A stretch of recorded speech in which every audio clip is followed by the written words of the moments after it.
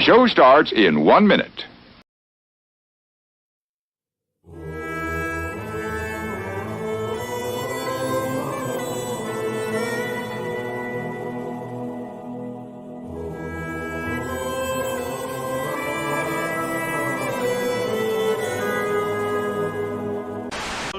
Good evening, folks, and a hearty welcome to our drive-in theater.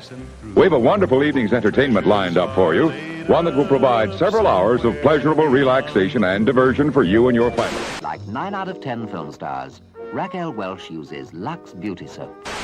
Well, no, I like to be a woman and a man to be a man, you know. We hope you'll make this a weekly visit. You love the tasty array of snacks we have to offer. Bring your friends. There are always wonderful new pictures to see. We hope you have a wonderful time.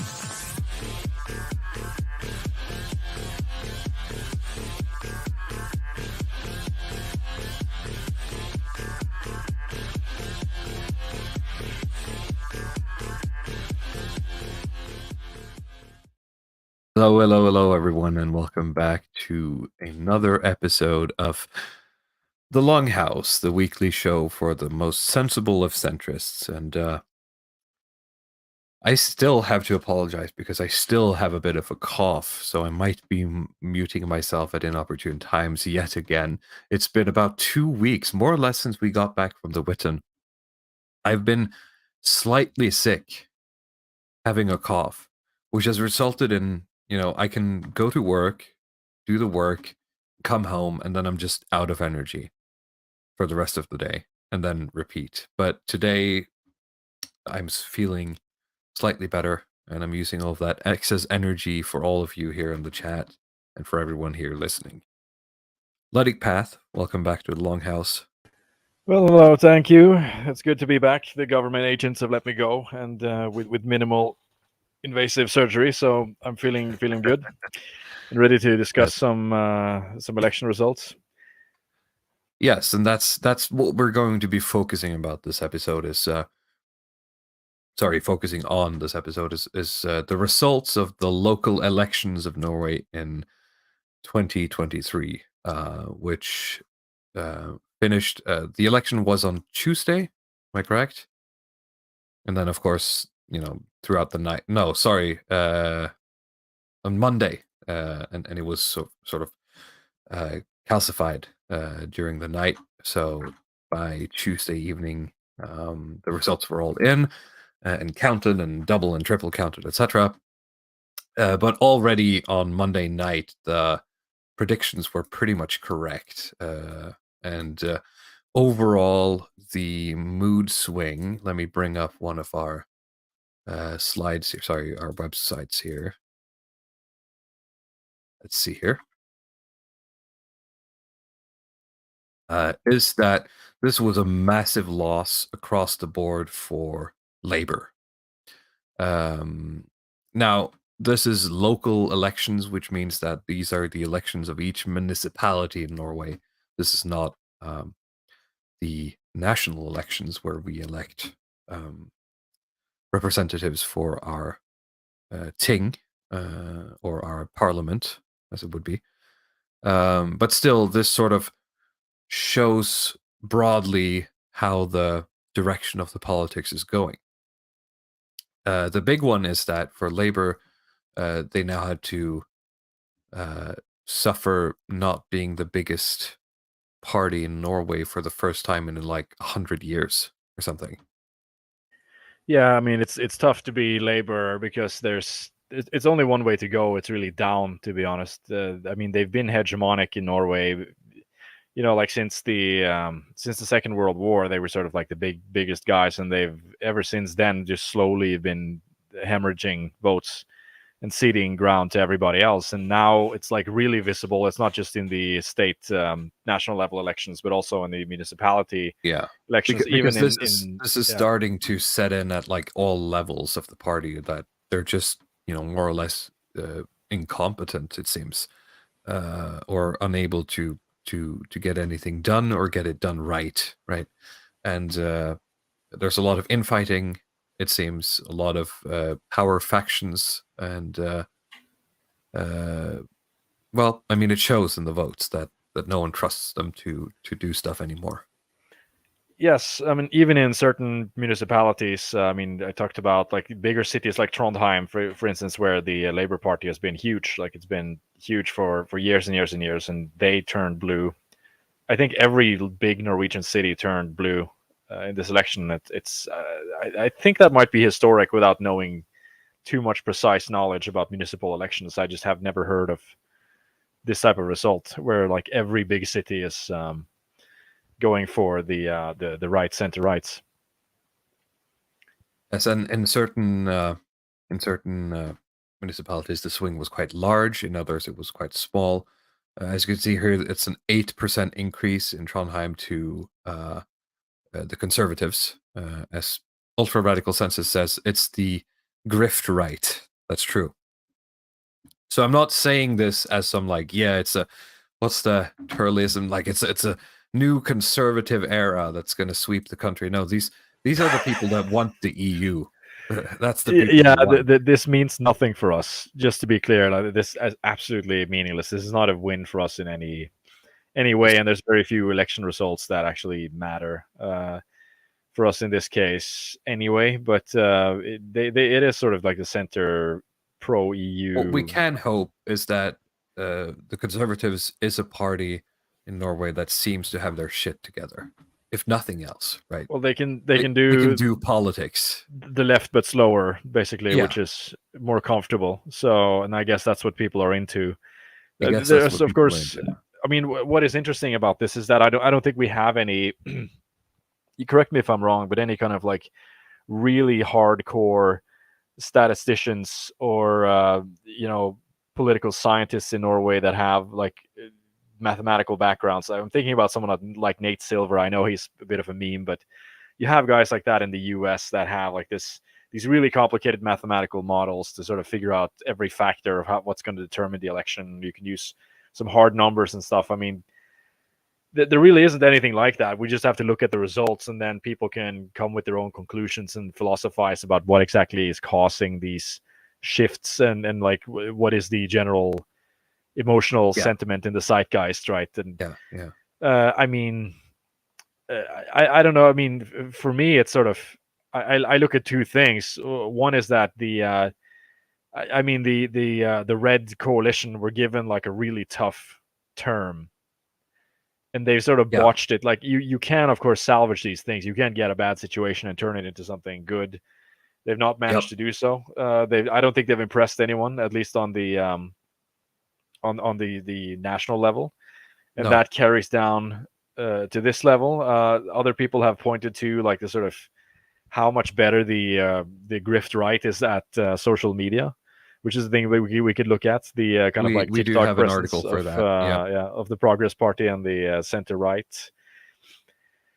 And of course, I mean, I actually just scrolling through Twitter, I was reading, that guy who's the husband of the woman who's in like the Green Party in Oslo. Right, she's like the head of the Eivind Trædal. He was posting from Filter Nyheter, that Filter News site. It's like this kind of extreme shit-lib leftist news site, and they were actually doing like these article pieces on this kind of like secret campaign financing for the Progress Party, that there's been like a huge kind of financial boost for the Progress Party and for the right. That interesting. It's not been seen previously. I mean, the article is behind a paywall, so you can't get to it. But I mean, this is also coming off of the heels of the Center Party, like just making fools of themselves in government for the past 4 years. Yeah, they were coming in to sort of take that kind of like base populist energy a little bit, and they were not able to hold on to it. Well, mostly because they were faced with, a lot of legitimate, really hardcore problems that came as a result of, the war in Ukraine and the power stuff, the energy stuff, and et cetera, et cetera, et cetera. A lot of stuff that is like, wow, this is not a good situation, but they just haven't been able to deal with it. And when they've been pressed on these issues, they just collapse and show themselves as complete idiots. And I mean that, like, people, their leader is the head of the Ministry of Economics, and from all sort of accounts of people who work with him, of people who have interviewed him, of like both public and private sources, they will tell you that this guy does not know economics. Yeah, Minister of Finance. I mean, you get a lot of unqualified Minister of people for Finance, these positions, but yeah, he seems to be exceptionally bad. Not just in the economic part, because I think he just has like a farmer or like farming background. But of course, you can do the Minister of Finance stuff without that. But he just generally seems to be shit and at there optics. have been ministers who have had no like economic background who've gone in to that position and done a good job, because you do get training, right, when you start those positions. But even with that, he's just literally bad at his job, and everyone can see it. Yes, in every interview I've seen with him, he's just sucked. And of course, I mean, you get a lot of these sound bites that are selected, but it's just such a uniform thing now that it's I've just never seen him. He looked good before the elections, but afterwards he's just been floundering with questions, and he can't he can't it's think. because he cannot. It's really because he cannot. Well, my take on this is he cannot do any of the things that they said they wanted to do. Like their big deal, vote for us topics before the last national election was, keeping gas prices low, keeping energy prices down, focusing on, having a Norway first sort of approach in terms of the countryside and the farmers, etc. And all of that has failed, right? Because of the Ukraine stuff and because of all of the energy stuff in EU. Not only are the prices on gas going up and the prices on energy going up, but he literally cannot do anything about it because he's got a Ministry of Finance, a bureaucracy sitting there saying, whatever you do, don't fuck with the interest rate because we're about to crash if we don't dial it up, right? And so he can't really do anything. His hands are tied economically. But then he's got a populace who's like, please do something.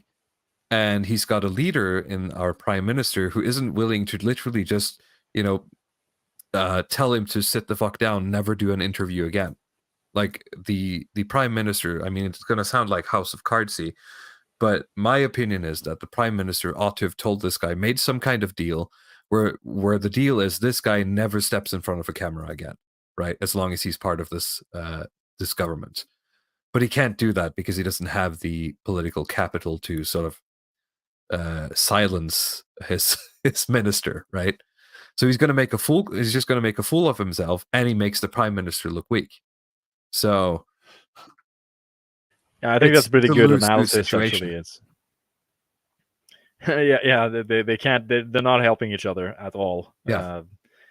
And it's making it worse. So of course, with that kind of optics nightmare, then people on a gut level, they see that weakness and they'll just vote for the other people.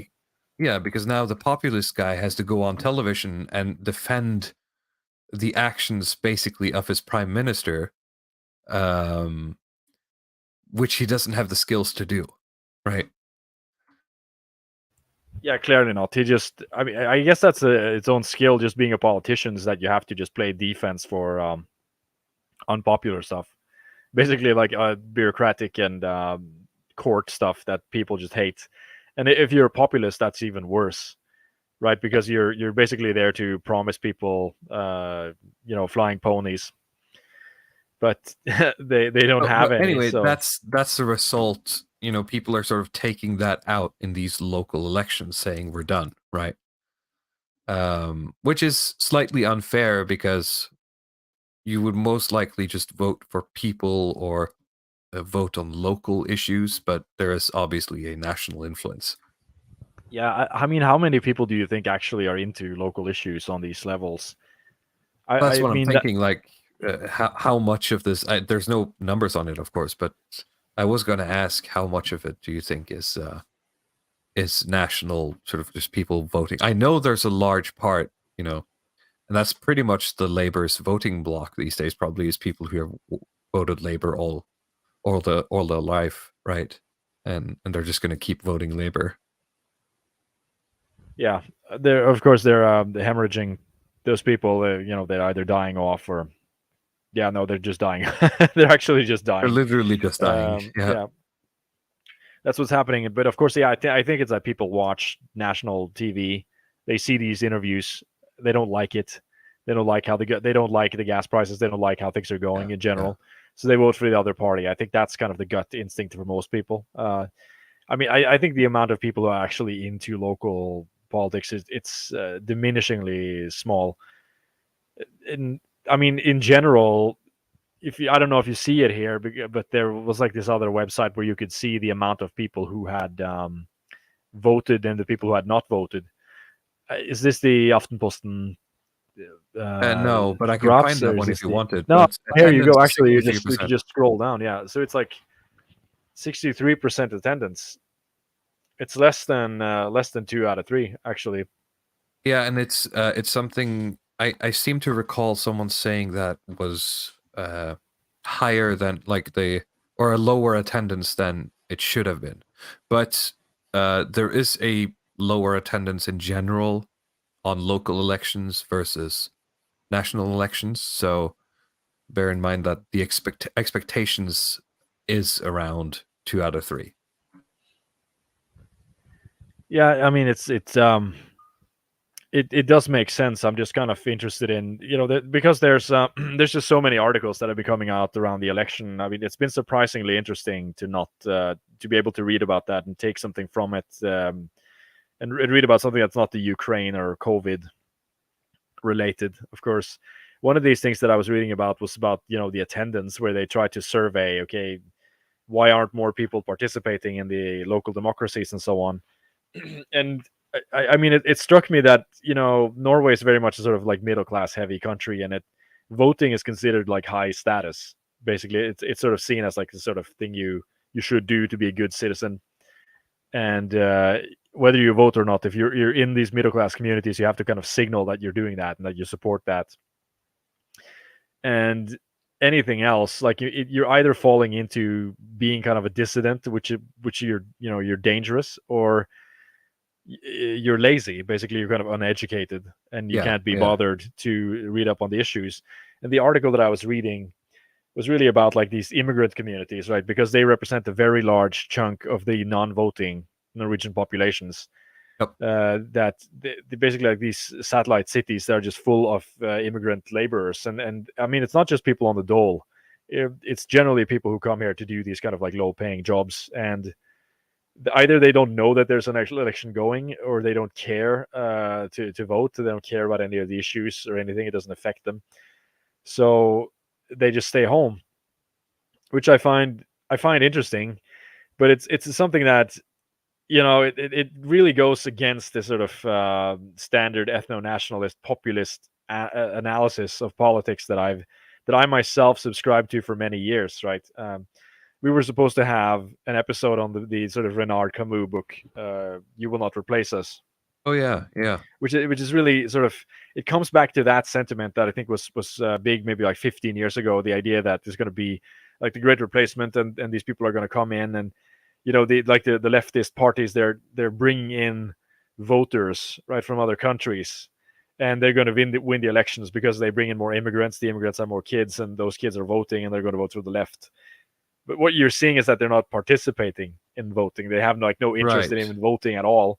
And it seems like democracy is like this white people thing that only like middle class white people think is interesting, and everybody else doesn't really give a shit if they live in a democracy or not. I remember making that comment, like making a game out of that with my wife, because we were looking at the broadcast on election night for like an hour, because before they tally up the estimates, they do like this tour of all the parties, right? They have cameras at all the parties, sort of headquarters where people have gathered to watch the results and party. And we made like a game out of looking, at how, like what the ratio of brown people were basically in the background, right? Or when they were taking like group photos, etc.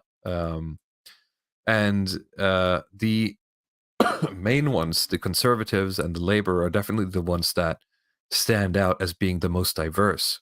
And the more specific the party gets, the less brown it really got.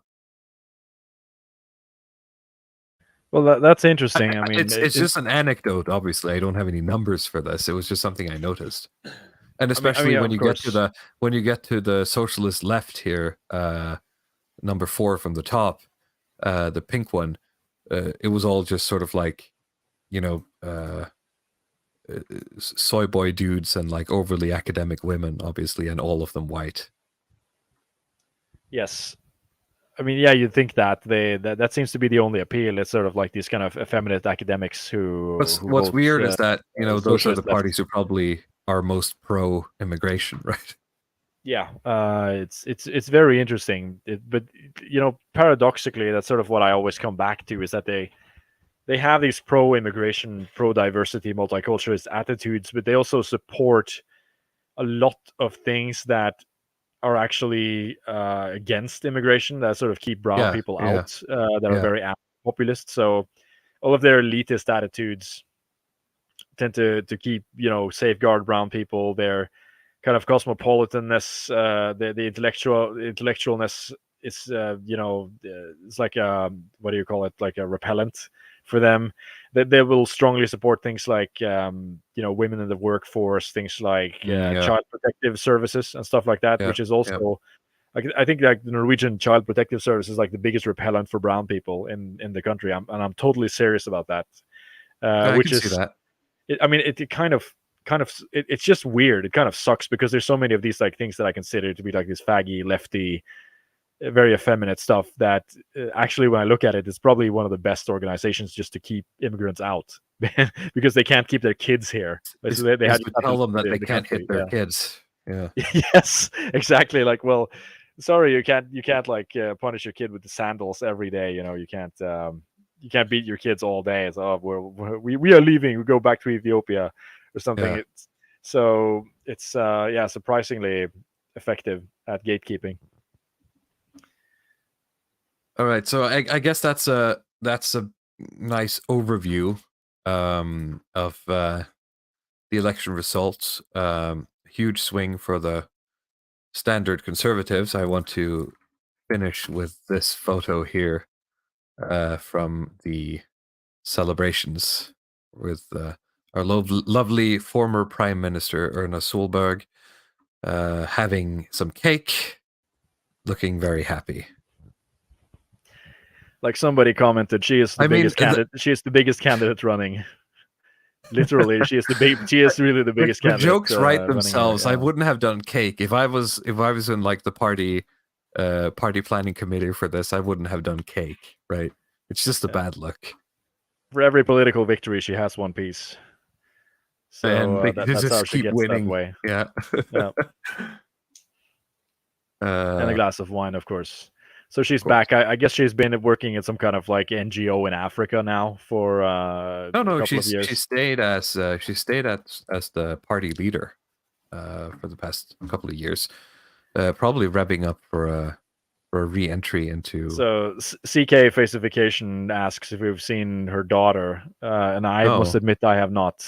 Can we get a photo up of that, Jamie? Bring that shit up, Jamie. Is she old enough? That's the first thing I have to figure out. Like, can I? Well, we're not going to get OnlyFans photos on. No, I was thinking like I don't want to bring out like a 5-year-old kid on the stream. No, she seems old enough. All right, one moment.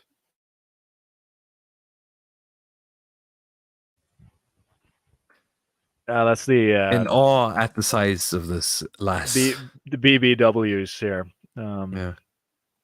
Well, at least she's wearing black, right? She sort of understands. I have some jokes, but I don't want to get demonetized. But it's something to do about immigration.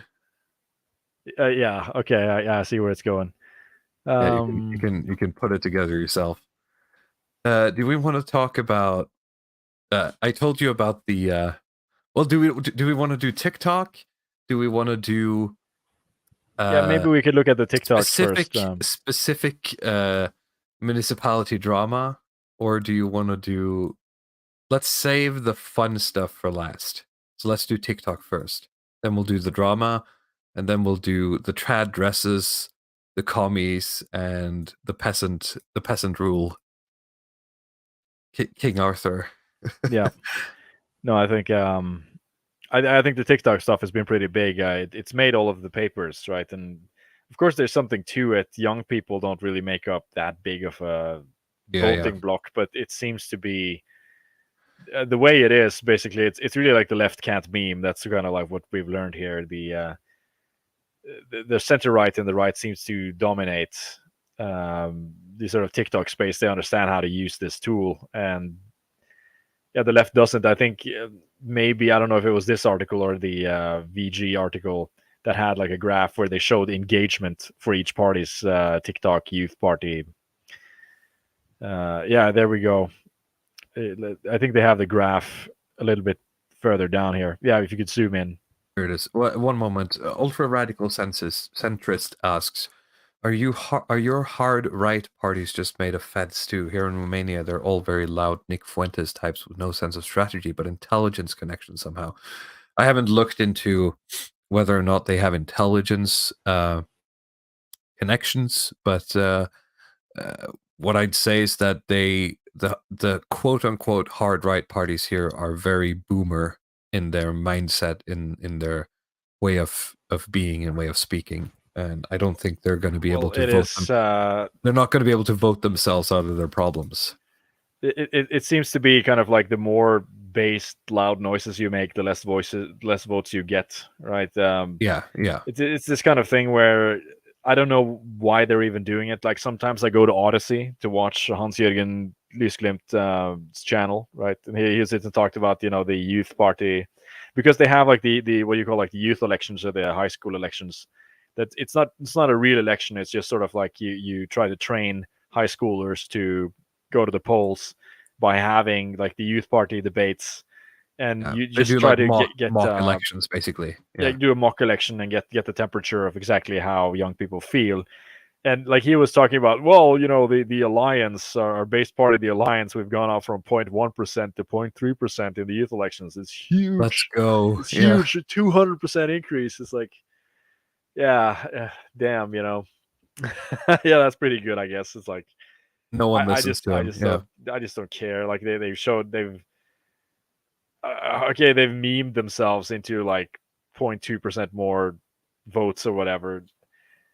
Nobody cares, honestly. It's just such a stupid thing. They have no actual plans, like ultra radical center says.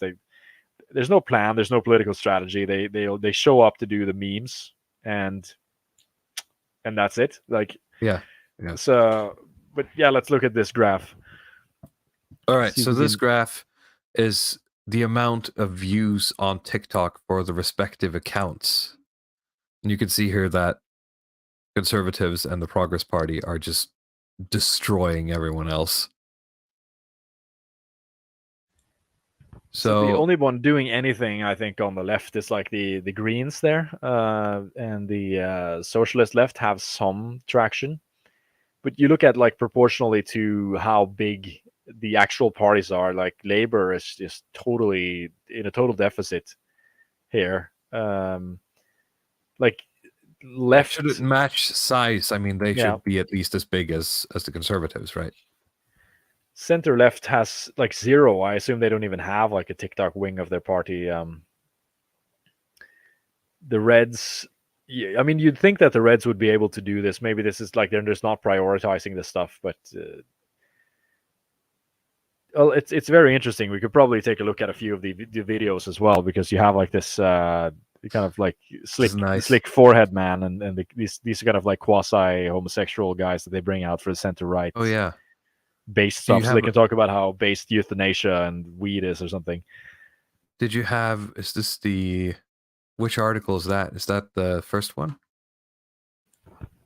No, I think I just linked the TikTok for like the Progress Party. Yeah, I can find that. But I just want to point out first that here's Mrs.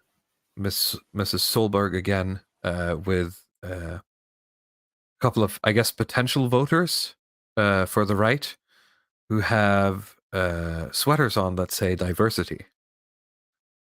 in Norwegian. Which is nice. I didn't see that immediately. Well, yeah, that's pretty based. Wow, that's based.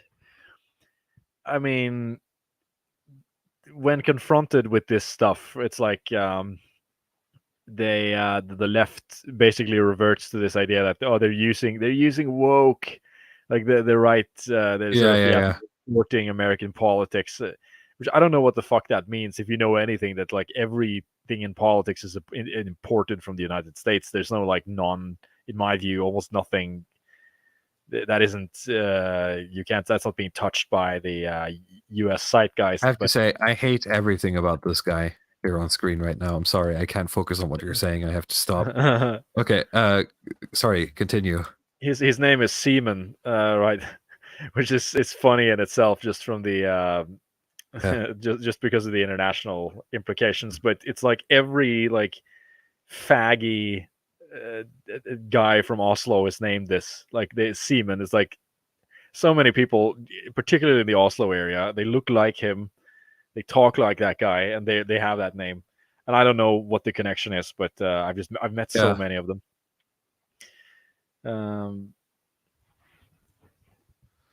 I mean, I'm sure he's doing. He probably does well. Yeah, but do we want to? The way he like lunges at you, I love it. I can't. I'm sorry. Sorry. I'm not sure if we want to watch this whole thing. I think we could, if we look at his TikTok, we could just see, like, you could get a general idea of the topics that are being brought up in the videos, and like you could see some of the Zoomer comments as well. It's kind of like cool. I think I showed it to you, some of the like the responses that you get in the comments, because I just god damn it, Zoomers. They keep coming back with video this, you want to. I don't remember. Let's just show the page and we can see what's interesting there. Oh, you guys are not seeing the page. I'm sorry. No. One moment.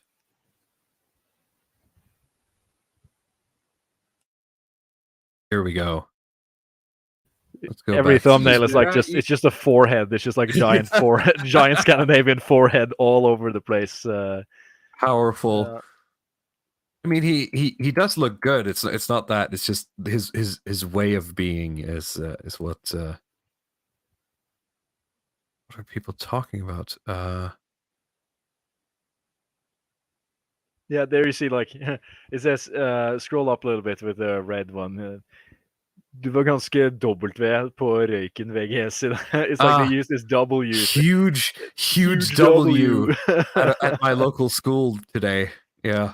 There's like W for freedom, like double W for like free markets. They put like the coffee emojis in there. Oh, someone here ate breakfast this morning. So he's talking about, in this video, he's talking about how there are a lot of young people that aren't working and there's not enough jobs, and how he wants to help, create jobs on both sides of the economy, both the private and the public. And one guy just posts, "I'm 15 years old and I work." His name is user 677954214. And then Obama here says Common Progress Party W. Yep. So that's apparently Zoomer lingo now. They say like L's or W's, and oh god, I just hate it. I absolutely hate that this is mainstream. Very good. So it's really just like low tax stuff, isn't it? It's kind of like mostly, anti-regulation for work, and maybe like you can get like your e-scooter to go faster or something, and some weed or something. I assume that's what they are. The kids are into these days. Cheaper e-cigarettes, less taxes on imports. The green armband, a signal to the LGBT community. Is that what that means? Green armband. I would not think so. Just Googling that doesn't give you much, obviously. Chris Luno for 5 BAM. What is a BAM? That is a Bosnian Herzegovian and convertible mark. Okay, cool. Bosnians. The Bosnian mark. Very cool. Thank you so much, Chris Luno. Every Norwegian I have ever met are libtards. The Vikings must be proud. Well, it is what it is. Well, I mean, I don't know like how conservative a regular Viking would be by the political compass at the time. Honestly, I think It there's would something probably about be a libtard. It's over. It's always been over. but I mean, like living close to the sea in particular, I think it lends itself to libtardism, or at least some kind of like cosmopolitan attitudes, Probably, particularly yeah. if you live off trading, which was really more of the reality for most Vikings. Like everybody was not a pirate, right? So I do think, at least superficially, if you go by this sort of like who does the most base flexing, I think Norwegians do very little of it. Probably, yeah. So that's part of why the conservative parties are doing so well, is because they're destroying everyone else on TikTok, basically. Yeah, there's of course that, and the other thesis that they've gotten a lot of backing financially, which of course is also something that comes because people are just sick of the people who are in power. Yeah. But it does sort of, it's just something I read, but it checks out because I've been driving around in various cities, and I've been seeing these billboards, and like, like the Progress Party have much more of a presence commercially, I think, than any of the other parties. I don't know if this is true where you live, but they seem to occupy a lot more mind space just by advertisements than I've seen in previous elections. Yeah. Maybe, yeah, that's probably true. They're just available more, I guess. Yeah. And it's been like this super simple, advertisements as well. It's like this, I'm the mayoral candidate from the Progress Party, and I want this municipality to become like a yes municipality, and we're gonna say yes to the challenges, and it's like this. Taxes aren't even mentioned. Like it's just like this. Okay, I'm cool, vote for me, stuff, and yeah. I mean, I'm not a works. retard. Basically, is how they're selling it themselves. Yeah, I mean, the other people, if they don't have anything, and you just put up a big poster and say that I'm cool, then I guess that's enough. I suppose, yeah. Okay, so let's have a look at some drama in one very specific municipality, which is all the way in the south of Norway.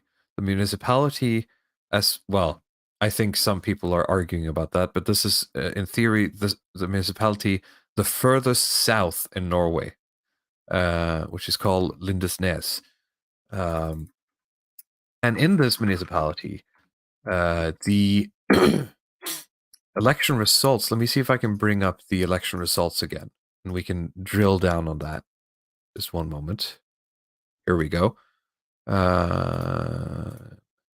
Google Translate. Come on. Okay.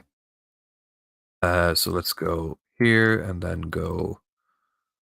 Can I see it anywhere? There it is. All right. So these are the results. The Progress Party is down a bit. The Conservatives are up slightly. The Liberals, they're called the left, but I just want to call them liberals because that's what they are. They're not libertarians, but they're liberals. Yeah, it's they're very accurate. Yeah, just soft, socially liberal. Yeah. They point towards something that could be classic liberals, but naturally they fall into coalition with the other. It's like exactly. 90s liberal, whatever.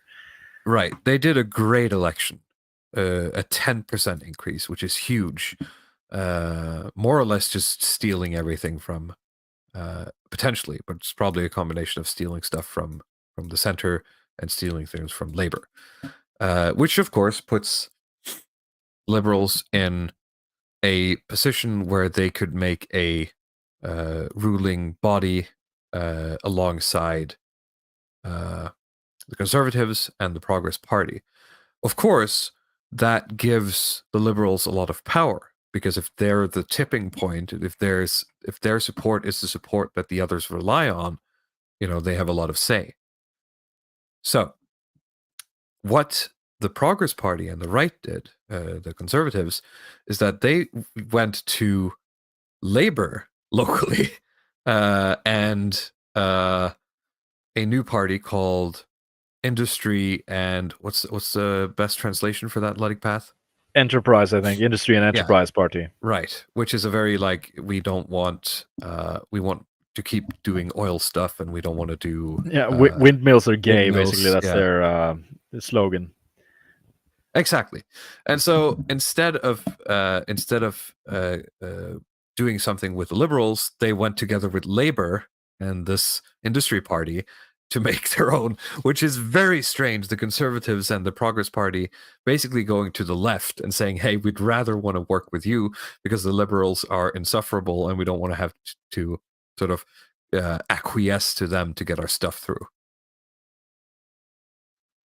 And so the Liberals, of course, are incredibly butthurt about this. And just today, in the newspaper that is local to the region, so like the south of Norway, there's been 2 news pieces and 1 opinion piece from the political writer on staff about how this ruins democracy and it disregards the vote of the people, right?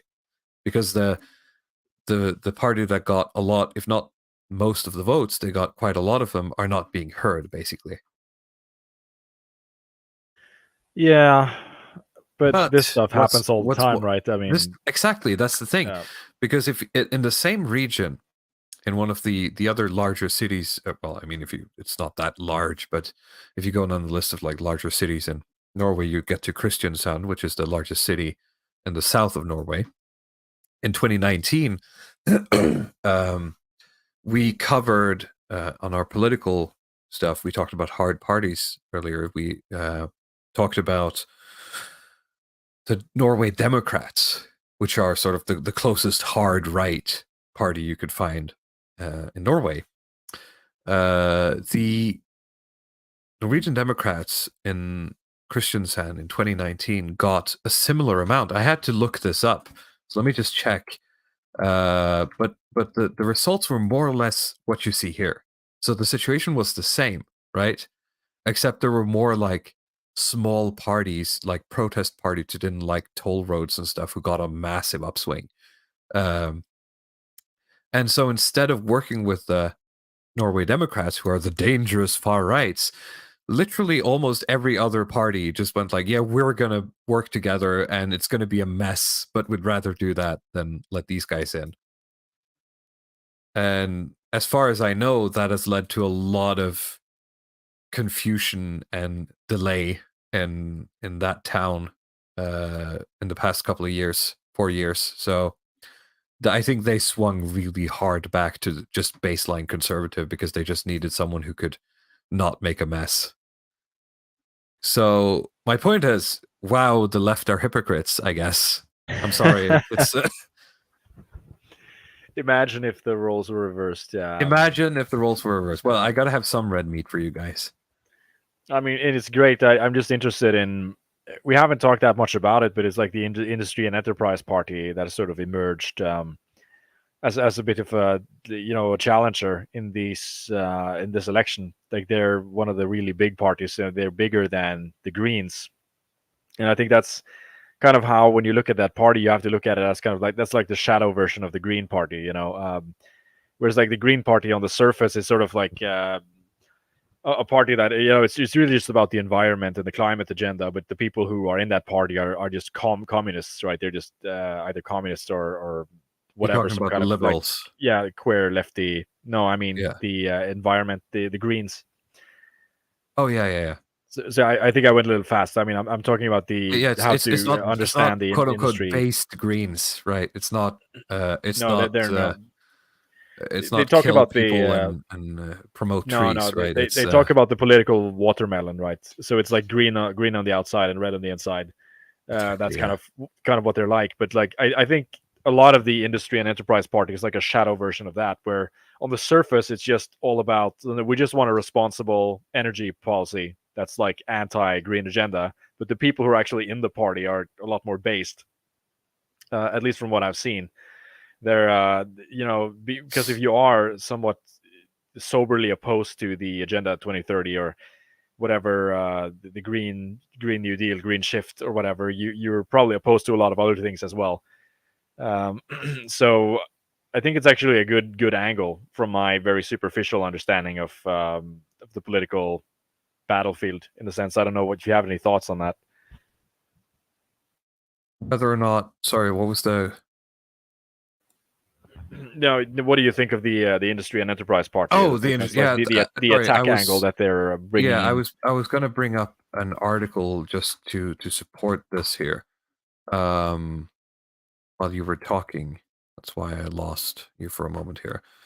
Is that they got mandates in 115 municipalities. I think there's about 350, give or take, municipalities in Norway, and they have one or more mandates in a lot of them, more or less. You can see they have a 241, which averages to a little bit over 2 seats in every municipality, which is huge for something that's this new. And it makes me wonder, like, where do these guys come from? How did they manage to grow this big this quickly out of nowhere? Because I think they've done a lot of nothing is bottom up, but I think they've had really good help from some people who know what they're doing. Yeah, and I don't know if you've seen Wolfgang V. He's had that guy on Eirik Eilertsen. He's one of these biggest Twitter trolls in like Norway Twitter, right? In Norway political Twitter, and he does like this sort of borderline frog posting basically, and he's one of the biggest guys in the Industry and Enterprise Party, and that's why I'm actually a little bit hopeful, because you're looking at guys that they're obviously doing very well in the municipalities that are let's put it this way, at risk of getting windmill farms on land. That's the big one. Like, one thing is offshore wind farms, but on land is the big one. And that's why I think it's actually a very good platform to go with this anti-green agenda stuff, because to like the lower classes you can appeal to, just like windmills are gay, and to they like ruin the countryside, rich, right? Yeah, the rich people you can sort of appeal to, like they actually still want to have gas and oil investments. Yeah, so, and you can say like, but they kill birds, and then yes, there's a lot of arguments you can make to different stratas of people. Exactly, and I think a lot of people have either some sort of nostalgia for the Norwegian oil industry, or they have economic incentives to not want it to go away. So it's they can promise something there that's not just petty nationalism or something. It's not just nationalism, and it's very easy to pull off as well in terms of like political power. It's just saying, no, we're just going to keep doing what we're doing, right? Yeah, we're going to protect. Yeah, we have all this great oil industry, and we're going to keep that up so we can stay wealthy. In a sense, it's such an easy, like, I mean, it's a great pitch, politically. Like, you don't have to say that we're going to be like an ethno state, or we're going to like castrate all the immigrants, or something like something that makes people lose their lunch. Like, you can just promise them money and none of this kind Things of are like pretty good. We're going to try to keep them that way. Yeah. Yep.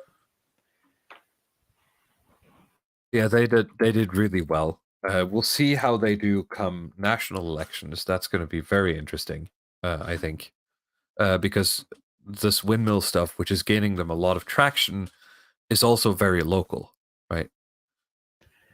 Yes, and I mean, from the national election perspective, if they're going to do these debates, it's a very good way to start out if you have someone who actually understands energy politics and understands kind of the mathematics of it.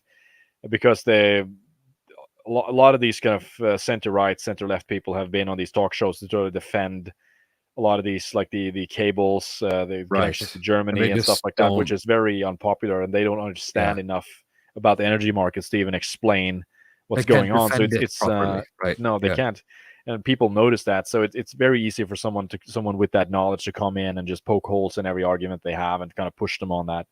And you could just kind of keep the debate on that and not have to go into it's any essentially other turning into like topics. It's essentially turning into like the sort of the party for like software, like engineers and like middle to upper class people is what they're probably looking at. Yes, But I'm not and sure. I It's mean, like it's just technical engineer people. That's the people who are going to be yes, voting for this. yes, it is. I mean, I think this when I was using the Volgomat, this kind of software that uses to kind of suggest parties. This is the main party that came up for me, right? So Interesting. Yeah. I think, yeah, and of course, I mean, if you look at their websites, they have just like completely standardized agendas for everything else, which is like, Yeah. It's nothing it's very easy. interesting. No, Right. it's very easy to say like, okay, they have like, okay, we support equality and rights for gays or whatever, but I mean, you can just have that on your website. You can just take a template and Yeah. just You could put just that put on that there. in the But pamphlet, and no one if gives a your shit. Right? party appeals to the right type of people and you get power, then you can do something about that, right? It's much easier, I think, to just go that way instead of just coming out guns blazing and say that we're like anti-vax and anti-gay and anti-this and anti-that, and then you have to basically do this like you Instead of bring the entire getting into power system. first and Yeah, then dealing with the problems as they show up. Right. exactly. You just deal with it because you have the base people, like you sort of signaled that okay, we're pro gas, we're pro eating meat, and that's a good enough Yeah. of a Yeah. heuristic to just bring in the right people. And when those people actually have some power, then that will just manifest itself instead of trying to use go with this sort of anti-woke or whatever, this Yeah. kind of hard right angle. Maybe I'm just like completely lost on it, but I just don't see the other option No, having I had mean, any in success at terms all. of So like interfacing with the systems that are in front of us, because I know a lot of people are like, democracy gay, whatever. But I mean, Sargon talked about this at the wit, and I mean, that's the thing that's in front of us right now, right? I mean, you can wait for something else, or you could try to interface with that system. It's up to you, right? yeah, I agree. Well, Nordanon, I'm sorry, but a lot of politics is lies. Yeah, I'm sorry you had to hear it from me. I guess. Yes. Also, Santa's Yeah. not real. Yeah. And that's gonna land me like, look at all the Santa people coming out in the comments now. They're gonna like burn me over the coals now. Santa deniers. Santa stands. Yeah. Yeah. Let's look at the. We're gonna stay in the south, and we're gonna look at the petty king of the people, who is the real winner of this election. So, I'm gonna have to tell you a bit of a story. In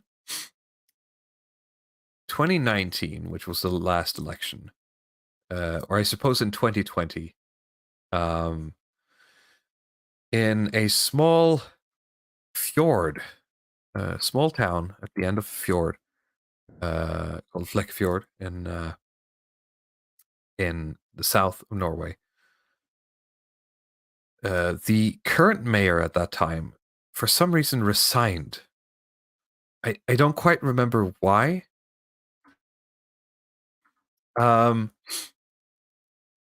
If it was illness or whatever it was, but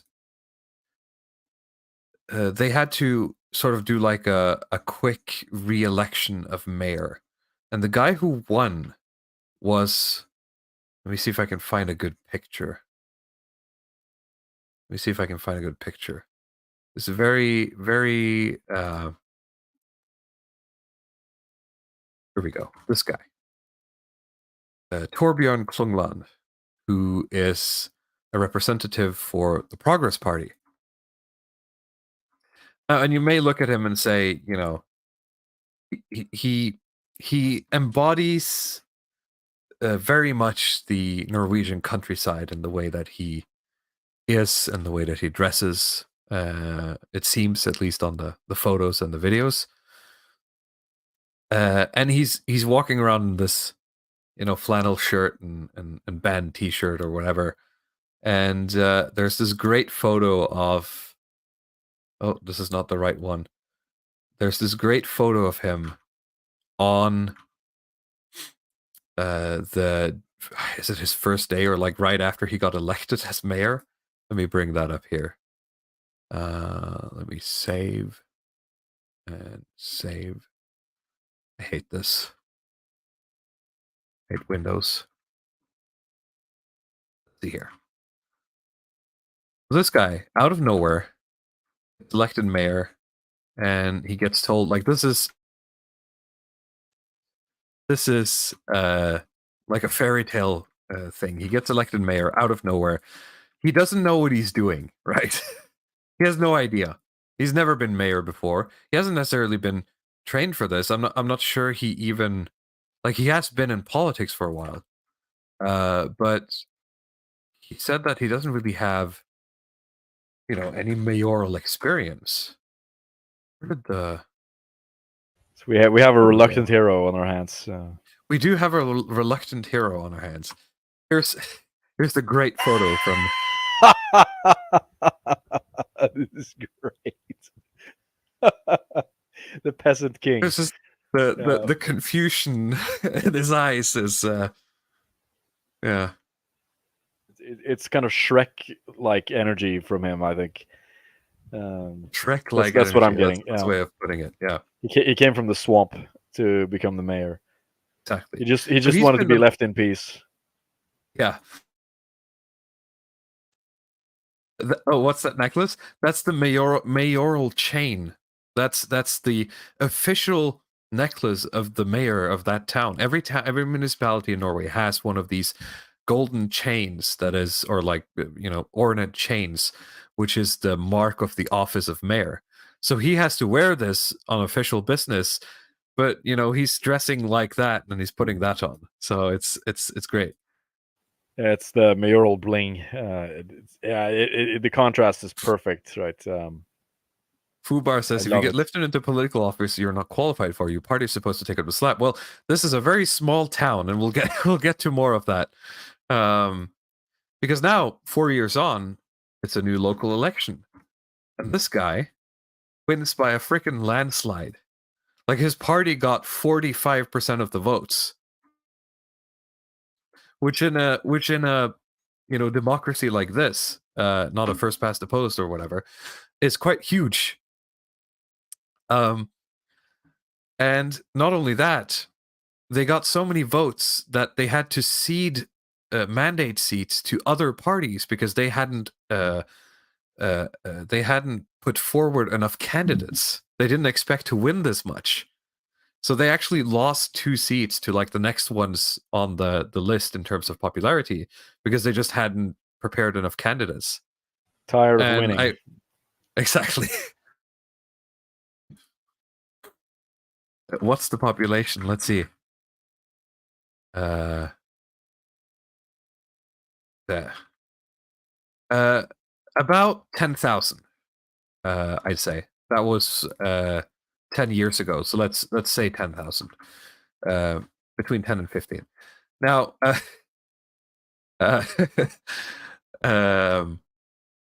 this is how we win for real. And I watched a video and I read a couple of articles about this guy walking around in town, and people will stop and chat to him and be like, "Yeah, we love you. You're freaking great." I don't know what this guy does. I'm interested almost to like try and go and see like what is it about this guy and the things he do that makes people. Maybe there's some speeches recorded or something. It would be interesting to hear him behind the mic. Maybe. If he carries himself, he has the charisma, then I think that's enough to kind of entice the population. He's just spellbound, half of them. I said to you that one of his party fellows, like the leader of the local, I think he's the leader of the local chapter. So he's not like the mayoral candidate. He's just the administrative leader or something, right? We're talking about, a lot of people are posting about like physiognomy, etc. I want to show a picture of the other guy who could potentially have been the mayor of this town. Let's see here. Let's bring up the folder. I'm sorry, I'm boomering this again.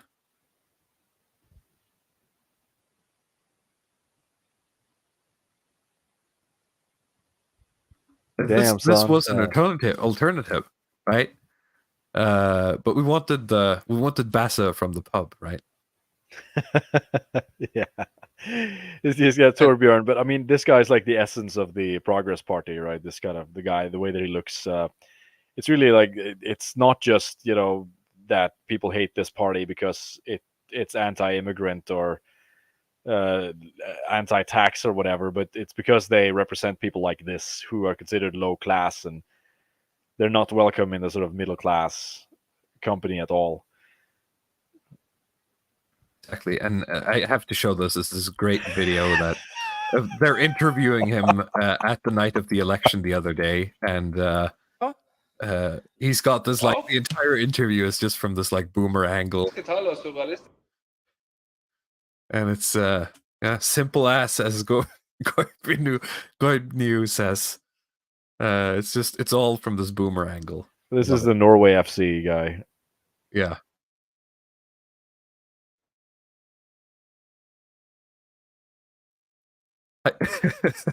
He lost to a literal Pepsi Max guy. I just want to grill. Now I don't know what he's done. I just thought this was a very funny. Yeah, it's good. It's a feel good thing, at least. It was over, guys, but we're back. We're all gonna make it. Next up, something you sent me. This is from before the election. This is from a town, Gjerstad, which is, where is that? Outside Oslo? Good question, actually. Claimed from this. Google. Yeah, let me check. It's southeast, a bit into the country. It's not a very big place. It's not a very well-known place, but the American dream is realer in Norway than in America. Well, we do sort of have it. It's not an episode on that, but we have an episode talking about Norway's dying towns because there's an issue with that. So we'll do that at some point. And there's actually, potential there. Potential for what? For making a based commune and taking over local politics. Yeah, you got all these based 50-year-olds. Yeah. You could. I mean, this is kind of the problem. Is like you could. You can come in there and promise people stuff politically, but you're taking over essentially like an old folks' home, right? You could keep it based, but it's why. Like, what does it matter? Here.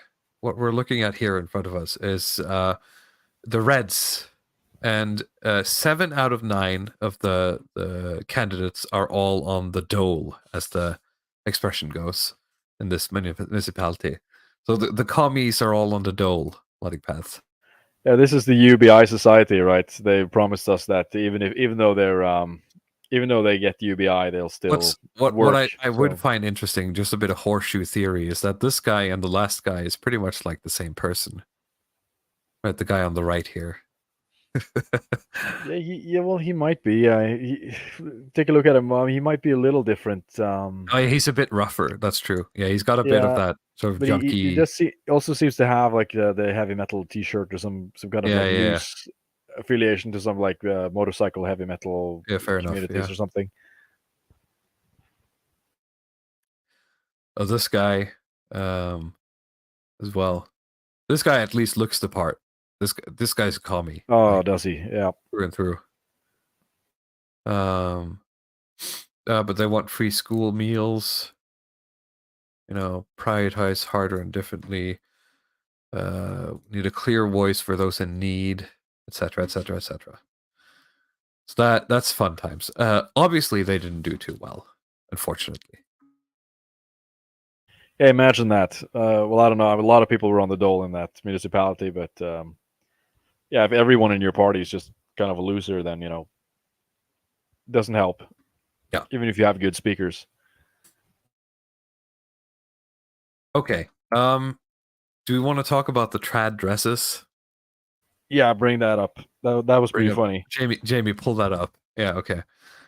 So I noticed something because I do enjoy, as much as, haha, democracy gay and all that. I enjoy looking at debates on TV, just as a hobby. And this election, I've been paying attention to the party leader debates, which have been going on. It's been about 4 of them. And one thing I noticed is the leader of the Progress Party. Let me bring her up. I'll do it like this, and then news. Her name is Sylvie Listhaug, and she tends to have. She looks like this, basically. Let me zoom this out. That's bad. Let me. How do I zoom here? It's opening. Doesn't the scroll like work? Oh, what the hell just I happened? think you might have to just right click and open the image in a new tab or something before you can get a proper zoom. Anyway, she has usually had an image kind of like this. She's in a pantsuit. She has a cross necklace because she's a Christian and she represents Christian interests, obviously, and a blouse. A very conservative look, but it's this girl boss conservative look, right? It's been very specifically crafted. I'll hand it to her. There's some guys on her marketing team who are very good at what they do, and they have or her PR team, and they have basically branded this look for her, and she's had this for a long time. But this year for the elections, they wanted to go a different route. So I've searched Sylvie Listhaug election 2021. Let me because the 2021 was the national elections.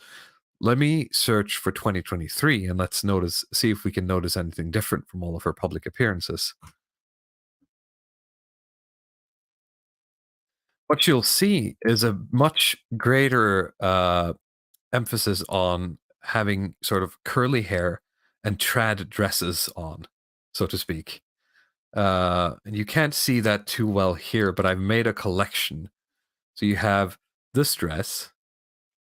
You have this dress. There's where's all the dresses? I had more. Well, maybe I'm gonna have to just bring out the freaking image that I made. Which I told you, Luddic Path, is what's her OnlyFans? Let me see if I can find the. I told you, Luddic Path, that I shouldn't really be allowed access to Photoshop because I made a collection of all of her various trad dresses throughout this election season, which has been a marked increase. So this is why, in my humble opinion, this is why the Progress Party did so well this election. What do you think? Well, yeah, I don't think it's a coincidence at all. There are smart people behind this stuff. Or I mean, either she sort of picked it up from the zeitgeist in general, or you have some smart PR people who do this stuff for her. But the look is really popular. A zeitgeist of the trad wife aesthetic in the fashion this year. Definitely, I have seen a lot of it. Yeah, I mean, I've seen it too. As a general, I mean, women will put some effort into at least getting attention from men and the right people. And right now, that means the trad dress. And if you look outside, you think you're going to see it. And generally, in the way women market themselves now, this is very much. I don't know. I mean, you have to consider it sort of an olive branch in a sense. They could have just kept doing the Hillary Clinton girl boss or the kind of slag outfits, right? But they've actually made a concerted effort here to do the kind of like trad look, at least. So yeah, it's a small victory. You take it when you can get it. I think this was a very safe time to do that sort of branding jump because by this point, all of the people who are sort of swayed by her, girl boss, no nonsense attitude, right? Her dommy mommy aesthetic, if you will, is already swayed, right? And so now she can appeal to sort of the family trad values by just going through the the trad wife transformation, and she can capture a lot of votes from like other parties as well. So it's a definite like political move, and it's a smart one because it's popular, it's a current thing, it's whatever. But it's just it was very obvious for someone who's been paying attention to the politics for a while. It was a very stark like, hang on a minute, why is she dressed so funny, right? Yeah, no, I think you're very on point. Astute observation from you. It's my show, Nordanon. I can say whatever I want. And what say what again now? The I think it was the dommy mommy aesthetic. Got him.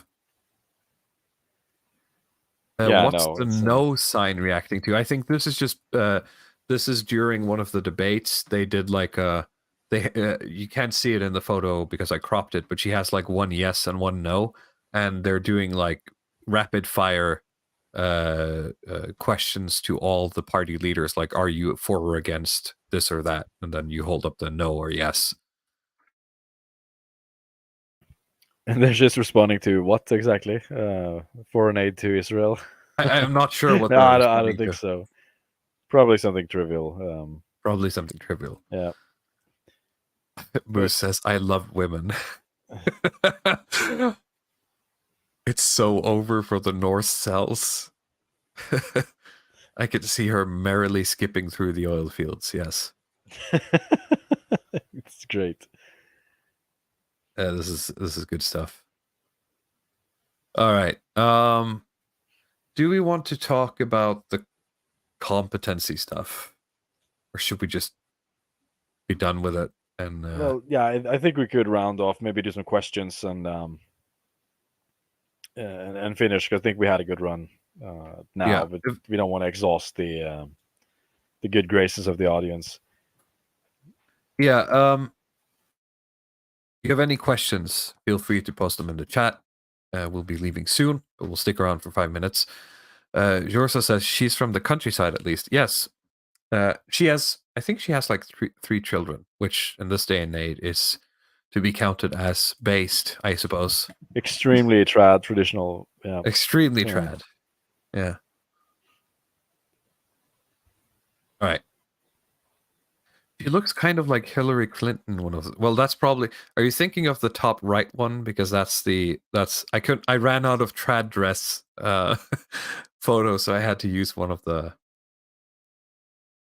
girl boss ones. Yeah. I mean, like this kind of girl boss slag aesthetic that has been, that you saw in the previous decade. I remember like Siv Jensen, who was the predecessor of Sylvi Listhaug. Oh, she was really Party. And she was wearing really that lipstick dress. Can you bring that up? Because that's the kind of stuff that they were trying to pull, 10 years ago. Heck. I mean, if we're going from the lipstick dress to this, here it then, is. It's a huge improvement. We should just be happy, be thankful for what you got. As you say, yeah, this is the. Is this like 2016 or maybe? Something like along those lines when they got the majority blue coalition votes. Yeah, 2014. Yes, and she was like screaming on stage and wearing this stuff. All right. If you're a conservative woman, then this is what you're wearing in 2014.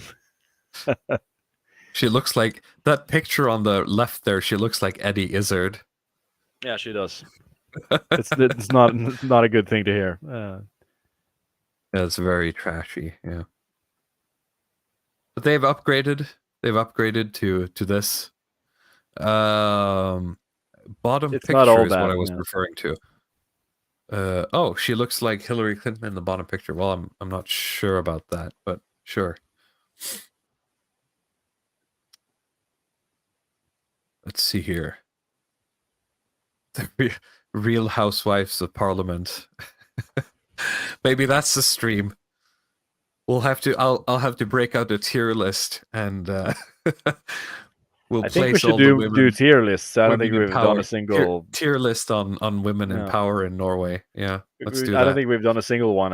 That's just like great free content that you can just keep churning out. And we've not tapped that. We haven't milked that cow. No, that's true. We have to sort of spread out the the hyper focused streams, right?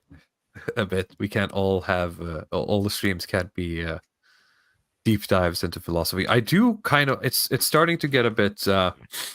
Maybe the well is running dry, but I would like to do a review of the Prophets of Doom. Really, at some point. That would be interesting. Yeah. So maybe we'll do that sometime this fall, and they also want to get Chris Gard on. That would be fun.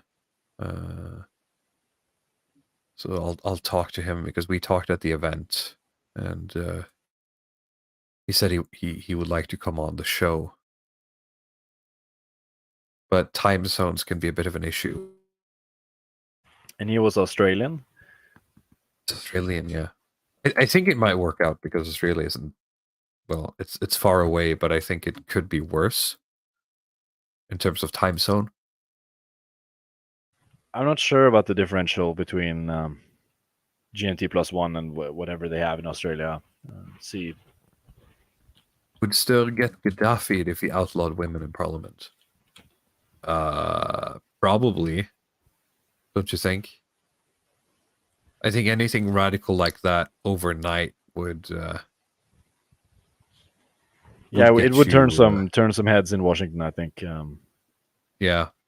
I don't know how that would work. I mean, you could outlaw women in parliament, but then you don't have a parliament. Have you seen how many women there are in politics now? You need to actually find people who can fill the jobs first, I think. So it's 5:20 a.m. It's a 10-hour yeah, differential. It's really bad then. Yeah, we'll have to see about it. Did you guys vote? Yes, no. I hold fast with to the opinion that in the local election I can at least vote for someone I know that I know is competent. Now, when it comes to the national election, I am more uncertain if I'm going to vote.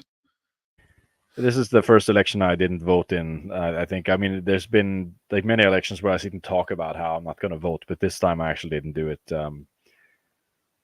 I just. But I would say I voted. I voted for a party that is didn't do well because of their radical beliefs. Let's put it like that. Yeah, I mean, previously I've been just like going into the booth and I just go as far right as I can and I throw my vote in there. But this time I felt like the opportunity cost of my time was just not worth it to even do. Like, so I also know the people I voted for. Yeah, that does help. I would vote for my family members if they were if they were on the ballot, right? If my friends were on the ballot, I'd vote for them. But like I know who this person is, right? In terms of like I've shook their hands and I know that they're it does help. A real human being, right? Real human being. They kissed my son's head and shook my hand. Very good. Looked me in the eye. A great handshake. Yeah, very good. I trust this man. See, that's kind of what I'm thinking. Like cockfication says, not cocked if you vote for a specific person who's done you a favor in the past. Well, I like when there's a bit more of a connection, which you don't really get in national elections, of course, because there's so many layers between you and the person or the party you're voting for. And of course the issues are a lot more local as well. It's a lot easier to be like, vote for me and I'll fix that bench, right? Of course, that's a gross simplification, but it's much closer to that when you're voting in these local elections. I mean, we're talking about towns the bench. that have like 5,000. Well, when he doesn't fix the bench, like at least I know where he lives, right? Yeah, I spit on the street. Yeah. I yell when he walks by. Oh yeah, if there's another EU referendum, then definitely go vote. I hope we don't do that for a long time, because I'm afraid of how they whip the Zoomers into a frenzy, and I think they would get a yes. To be honest, no, I'm serious. Maybe. I mean, if the Blues are dominating TikTok and they're all pro EU, then exactly, course, yeah, think they'd pull that off. Of course, the Zoomers are a small generation. Like the only ones who are against the EU these days are like the old guard Labour guys, right? Who are now few and far between. The communists and like the far right. That's the only one who's against it. Voting. To be honest, I'm not even sure what exactly I need to get into if it's a good thing for us to be in the EU or not. I mean, I know that like it just sounds extremely cucked, but no. I'd like to vote no, but it's the old like Stoltenberg Blairism stuff. If you don't have a seat at the table, they're just gonna, the EU is gonna rule you anyway. Are you gonna have a seat at the table? They kind of already do, right? It's sort of already been decided that you already have this EES deal that we're a part of. We have to comply with so many of these EU standards already. The EEA in English, yeah. Oh yeah, very well put. And you have to comply with these things anyway. So it's like, okay, you have to comply with all these things, but you don't actually get to vote inside of the EU, and you don't have influence inside of that organization. It's like exactly, yeah. I mean, are we not going to be a part of these projects? The thing is, yeah, you could say like, I don't want some guy in Italy and Brussels to decide how I'm going to like build my road signs, yeah. But the problem is he's going to do that anyway. Like it's your vote doesn't actually matter in this. You're already ruled by EU regulation. So, to pull a Blairite, it's already happening and we're already behind. We have to catch up, right? Yeah, it's I mean, like standalone nationalism just loses every time. And I know it's just a lot of people don't like to hear that. There are certain exceptions. So, my gut feeling is to vote no, right? That's my gut feeling. If someone comes up to me and asks, "Are you for or against the EU?" I'd say against. I don't want Norway to be ruled by the EU. But it's not. It's literally not that simple, right? That's what I've come to. I mean, most of my life I've just been against, even though I've sort of waffled around on the political compass in many directions. I've just been against all the time. But it's just lately I've sort of been realized that you can't ignore the empire in a sense. Like you can't just exist as this kind of like third world nation outside of the empire. You have to work with that, whether you like it or not. So I don't know. I mean, when is the base Norwegian dictator coming? I don't fucking know.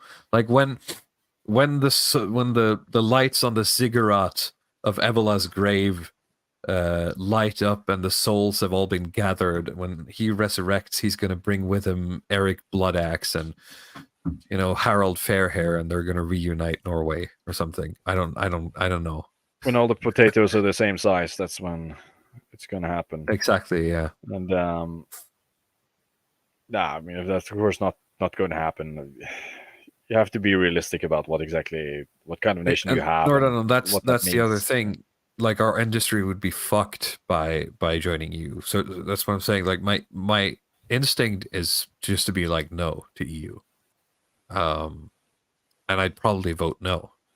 I'm just saying that the problem is more complicated than that. So let's see here. The problem with this is that the current EU is meant to remove more and more national sovereignty. It's a ratchet. Yeah, I agree. Let's see here. Maybe Russia can support us so we can become Europe's North Korea. Yeah, that would be the day. Yeah. We don't really have any love for the Russians either here, so... Well, I mean, do you think they'd actually do that? I mean, and... Yeah, they'd support us militarily, I guess. They can't give us support in any other way. Far too risky. Like the Americans would never allow the Russians to have access to our coastline. That would be insane. Yeah. It's basically like a broadside to America, right? Of missile silos or potential missile silos. Yeah. I mean, of course, yeah, they would oppose it, but I mean, like you talk about, what's the alternative? Because you can't really be like a standalone nation where we're located. That's the problem. Right? Yeah, you just can't.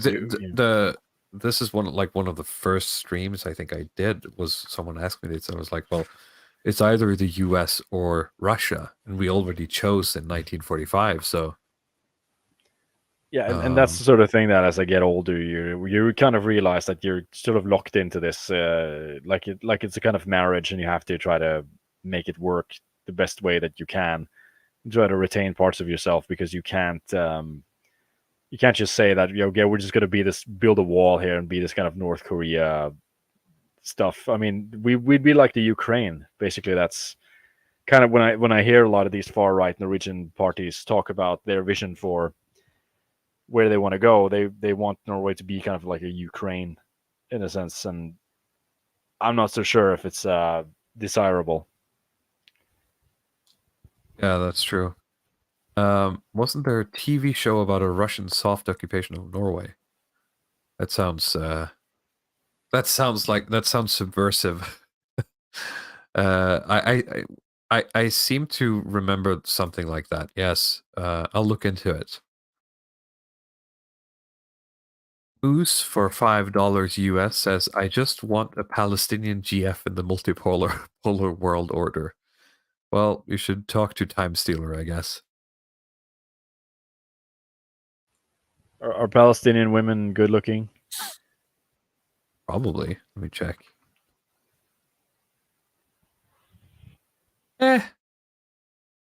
If you like the hijab, apparently. Well, yeah. All I mean, right. some Arab women are quite good looking. Yeah. Again, now we're not going to get into like the sort of women rating, colonization discussions. I mean, it's kind of a contentious topic. Yeah, better to stay neutral, be a borderline between these two. But the problem is we're not neutral, and we haven't been for like 70 years. And strategically, it's hard for us to be neutral just because of geographics.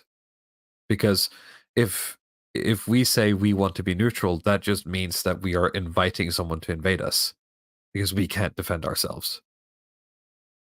So yeah, when you're on the border of Russia, it's kind of not that easy to just say you want to be neutral. I mean, and I mean, it would just turn, our politics would just be thrown into turmoil by it. If you, again, like you said, if you want to be the Ukraine and have your military just be like these militias, I mean, yeah, you could have far right based militias make up your entire military and have your government change every 2 years by military coups, and that's very based and hardcore and like cool. But I don't know, I think you'd get tired of it over a long enough time span. and essentially, yeah, you're just like a kind of shithole country. You don't produce anything, but like there's a few good strong men or maybe some boxers or something that come from there. But that's kind of it. Yeah. Claire says, I doubt Russia would invade. Finland handled it fine. Okay, but do you think the US would let us go? That's another question.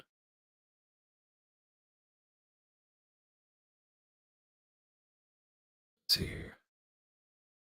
And, it might be possible. We might pull it off.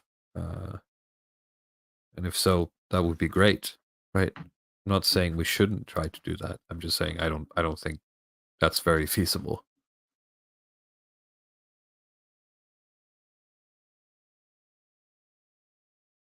The boot will come. No reason we couldn't adopt the Swedish Cold War strategy. Maybe. But again, the US, the problem isn't necessarily Russia, it's the US as well, right? The Americans aren't going to let us go.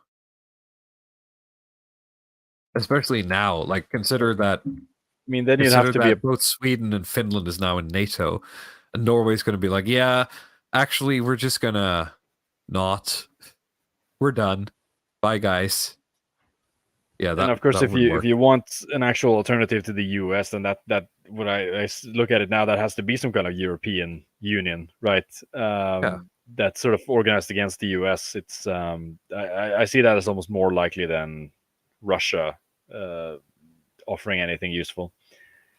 And of course, then you'd have to. I mean, at some level, you have to just be a part of an alliance or some kind of larger empire structure. The third worldism I just see as a non-option.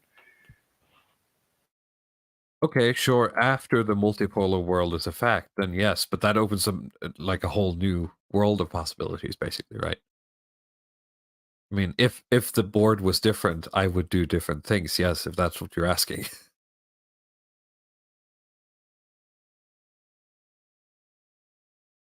Let's see here. Russia failed to keep Ukraine under its influence. Why would the US have a stronger grip on Norway, of all places? Russia failed to keep Ukraine under its influence. Why would the US have a stronger grip on Norway, of all places? Well, Russia failed to keep Ukraine because of the US. Am I misunderstanding here? I wasn't sure about that question myself. It's a little bit more sort of like fantasy geopolitics than I'm able to answer at this point.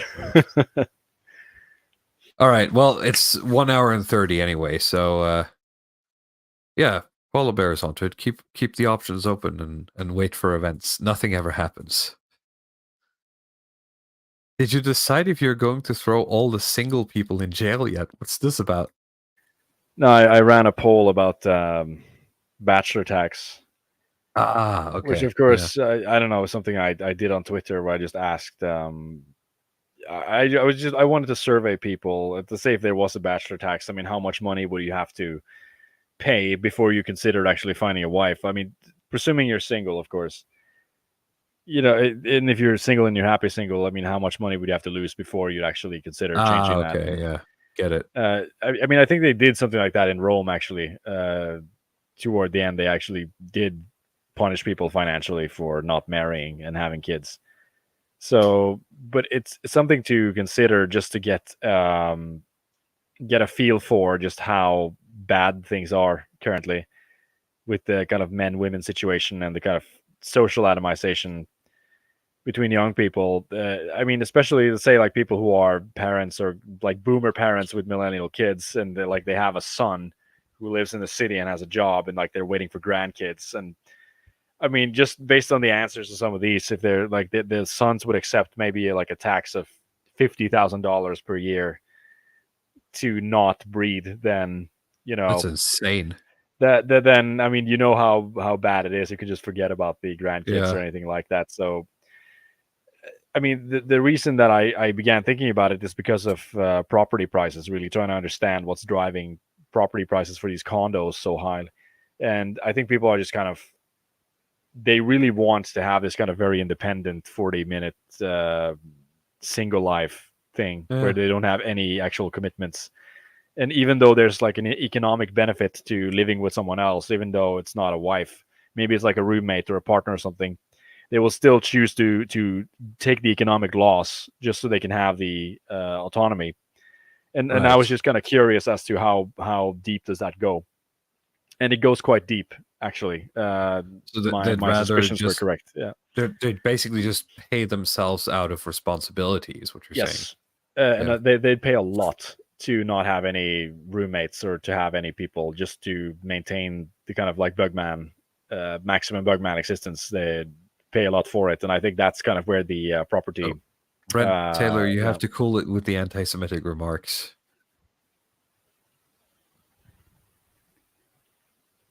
Anyway, but that's kind of weird.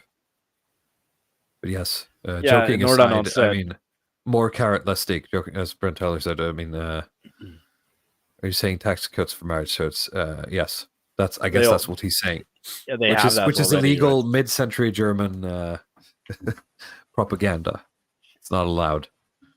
But yeah, Nordanon said the Romans tried it and it didn't work. And I mean, based on the poll results, it wouldn't work here either. So exactly, it's over half of them said they'd rather go to jail than actually, pay it.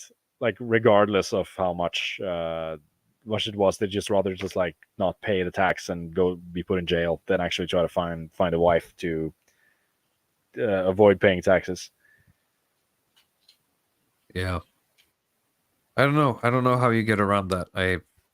It's a whole malaise that needs to be cured from the populace to be able to do this. It's, Yeah, I mean, it connects to something else as well that I've seen on Twitter. They're talking about how like women are gaining weight, or how it's like, on the one hand, you have the Economist article that's like, okay, well, it's economically incentivized for women to be skinny, right?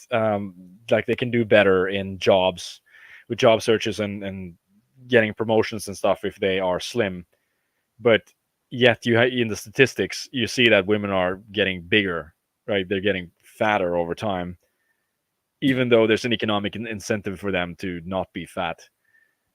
So it's kind of the same idea. It's like, it's for like a Westerner, it's sort of an economic incentive to try to either have like a partner or a roommate or something that you can share expenses or living costs with, but they're not doing it.